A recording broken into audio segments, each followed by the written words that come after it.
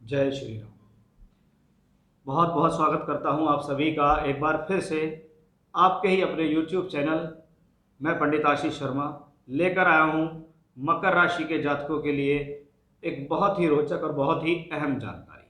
Thumbnail में आपने पढ़ा कि इस डेट से आपके जीवन में किस्मत बदलने का मौका मिलेगा। शनि की साढ़े साती होते हुए भी साढ़े साती बेहतर फल देगी। ऐसा मौका जीवन में नहीं आने वाला है। कुछ ऐसा होगा जो आपके लिए यादगार साबित होगा। तो वाकई में इस वीडियो में मैं इन चीज़ों पर विस्तार से चर्चा करूंगा कि आखिर क्या ऐसा बेहतर है आपके जीवन में जो कुछ बेहतर देकर जाएगा, आपके जीवन को यादगार बनाकर जाएगा और आप कहेंगे कि हाँ, मुझे इस दौरान इन सब चीज़ों पर काम करने का मौका मिला या अपॉर्चुनिटी मुझको मिल गई। आइए वीडियो की शुरुआत करते हैं कि मकर राशि के जातकों, आपके जीवन में यदि हम देखें तो अगर 12 राशियों में मैं कंपेयर करूं, जितने लोगों से मैं मिला, जितने क्लाइंट्स मैंने हॉरोस्कोप जिनकी देखी है, उसमें जो मकर राशि के जातक हैं वो 12 राशियों के मुकाबले ज़्यादा पीड़ित हैं या ज़्यादा परेशान हैं। उसके पीछे रीज़न सीधा सीधा ये है कि जब व्यक्ति मानसिक रूप से पीड़ित हो, शारीरिक रूप से पीड़ित हो, तो कहीं ना कहीं उसका अपना काम धंधे में मन नहीं लगता। तो वो अपने आप को कहीं ना कहीं आर्थिक रूप से भी पीड़ित समझ लेता है या हो जाता है कि जब आप काम में ध्यान नहीं लगाएंगे, आपका मन नहीं होगा, आपके जीवन में स्ट्रेस होगी, तो आप काम में पूरा समय नहीं दे पाएंगे और जब समय नहीं होगा तो प्रॉब्लम आएगी। अगर देखें पिछले 2.5-3 वर्ष का समय शनि ने आपकी राशि में होकर गुजारा कि आपके चंद्रमा के ऊपर साढ़े साती का दूसरा चरण लेते हुए शनि चले और चंद्रमा पे शनि का जो ट्रांजिट चला उसने आपको स्ट्रेस बहुत दिया। कोई शारीरिक परेशान हुआ, कोई मानसिक परेशान हुआ, कोई आर्थिक परेशान हुआ, किसी की मैरिड लाइफ में प्रॉब्लम आई, किसी के परिवार के लोगों से संबंध अच्छे नहीं रहे। कोई कहता है कि मैं इस दौरान बहुत हेल्थ इश्यूज मुझे आए हैं, मेरा काम डाउन हो गया, मुझे नौकरी में प्रॉब्लम आ गई, व्यवसाय मेरा ठप हो गया। ये सब कुछ कहीं ना कहीं एक बड़े स्तर पर आपने झेला। अब बहुत बार सुना होगा कि भाई अब 17 जनवरी 2023 आने वाली है और मकर राशि के जातकों के अच्छे दिन शुरू होने वाले। कुछ लोगों को लगा कि हाँ, अच्छा हुआ है। कुछ लोग अभी भी कंप्लेंट करते हैं कि हमारे साथ उतना बेहतर नहीं हुआ। स्थिति अभी ऐसी ही चल रही है जैसे पहले चल रही थी। भाई शनि आपकी राशि के लॉर्ड हैं, दूसरे घर में आए, धन भाव के अंदर आए। धन का मालिक धन में है, इसका मतलब कहीं ना कहीं ये धन को देता है। लेकिन हमें ये कभी नहीं भूलना चाहिए कि आप पर साढ़े साती भी है और शनि को स्वभाव से अशुभ ग्रह कहा गया है। यानी ये प्लेनेट देने वाला तो बनता है, लेकिन देने से पहले कहीं ना कहीं जीवन में संघर्ष को जोड़ देता है कि धन भाव में है, धन देने की इच्छा तो है, लेकिन वो धन काफी कठिनाइयों से जीवन में आ रहा है। शनि दूसरे घर से बैठकर एकादश भाव पे दृष्टि दे रहे हैं, यहां भी वो धन देने की इच्छा है। लेकिन क्लासिकल्स के नियम क्या कहते हैं, ज्योतिष के नियम क्या कहते हैं कि किस भाव का संपूर्ण फल कब मिलता है। ये बड़ा ही मुख्य पॉइंट है।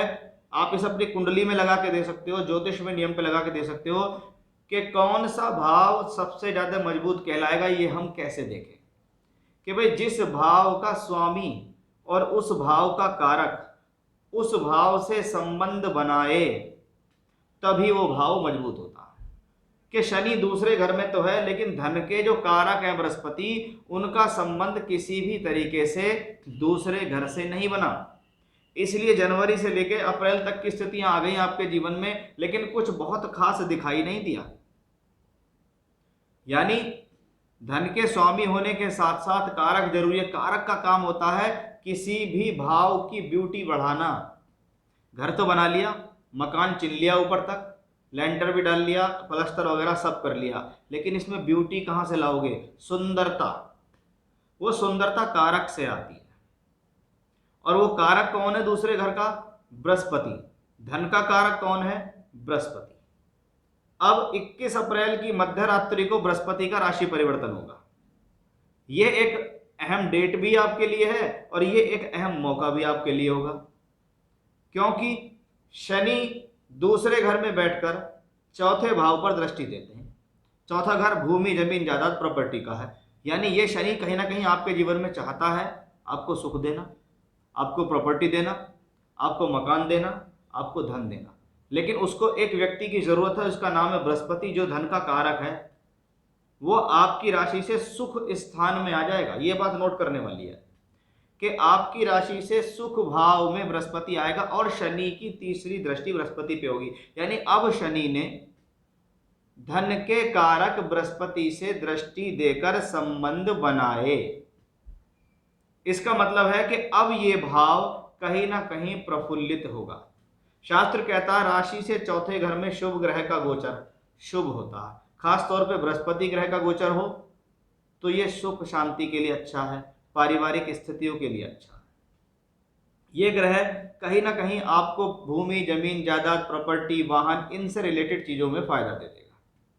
दूसरा, धन का स्वामी धन के कारक से संबंध बना रहा है और वही धन का स्वामी 11th हाउस को भी देख रहा है। इसका मतलब आपके लिए क्या अच्छा है, पैसे की स्थिति बेहतर होगी, सुख शांति बढ़ेगी, कहीं ना कहीं जो सुख की अभाव चल रहे थे जीवन में वो ठीक होंगे। अब यही बृहस्पति और शनि अष्टम भाव पे दृष्टि दे रहे हैं। ध्यान दीजिए कि शनि भी 8वें घर पे दृष्टि दे रहा है, बृहस्पति भी पंचम भाव पे दृष्टि दे रहा है। अब 8वें घर में क्या है, छुपा हुआ या गड़ा हुआ धन, फंसा हुआ पैसा, पैतृक संपत्ति और ससुराल पक्ष अष्टम भाव से देखे जाते हैं और इस पर दोहरा गोचर हो रहा है शनि गुरु का। इसका मतलब क्या है, इन जगहों से फायदा मिलने के संकेत आपको बनते हैं।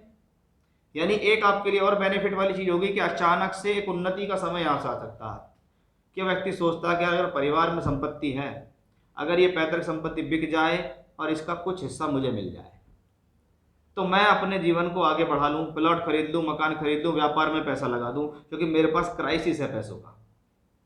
8th हाउस में क्या होता है, बहुत बार पैसा फंसा हुआ है, दे नहीं रहे, वो पैसा दे जाते हैं लोग बाग, उनसे मांगने की कोशिश करते हैं तो कहीं ना कहीं से पैसा निकलना शुरू हो जाता है। कभी कभी ससुराल पक्ष भी सहयोग करना शुरू कर देता है, ऐसा भी मान सकते हैं। अब ये बृहस्पति 12वें और तीसरे का मालिक होकर यहाँ है, यानी ये बृहस्पति एक चीज चाहता है कि भाई देखो, अगर पैसा कमाना है तो कहीं ना कहीं सुख के लालच में नहीं रहना। सुख किसको देना है, परिवार के लोगों को देना कि भाई मैं मेहनत कर रहा हूं तुम सुख लो, मैं मेहनत कर रहा हूं तुम अच्छी गाड़ी में घूमो, मैं मेहनत कर रहा हूं तुम अच्छी जगह पे घूमो, सुख साधनों का भोग करो।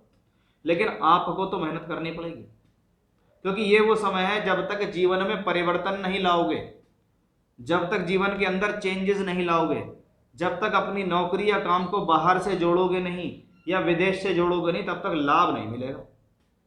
क्योंकि बृहस्पति की 9वीं दृष्टि 12वें घर पे है। 9वीं दृष्टि यानी भाग्य की दृष्टि, और 12वां घर दूरी के 12वें घर से जुड़ना पड़ेगा। अगर भाग्य बनाना है तो बाहर से जुड़ना पड़ेगा। लाइफ पुराने ठर्रे पे नहीं चलेगी, नए तरीके से कुछ निकाल कर लाना पड़ेगा, कुछ बदलाव जीवन में करना पड़ेगा, कुछ चेंजेस जीवन में करने पड़ेंगे। नहीं करोगे तो वहीं के वहीं रह जाओगे। यानी ये ग्रह 7.5 होते हुए भी आपको अच्छे संकेत देने को तैयार है।